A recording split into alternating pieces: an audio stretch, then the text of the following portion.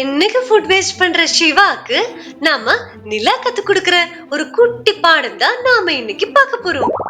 இது சாப்பிட்டு சாப்பிட்டு முடிய மாட்டேங்குது. போதும், எனக்கு நான் போறேன். சிவா, இன்னும் பிளேட்ல மிச்சம் இருக்கே. எனக்கு வயிறு நிறைஞ்சிடுச்சு, போதும். அம்மா இங்க வா, சிவா ஃபுட் வேஸ்ட் பண்றான்.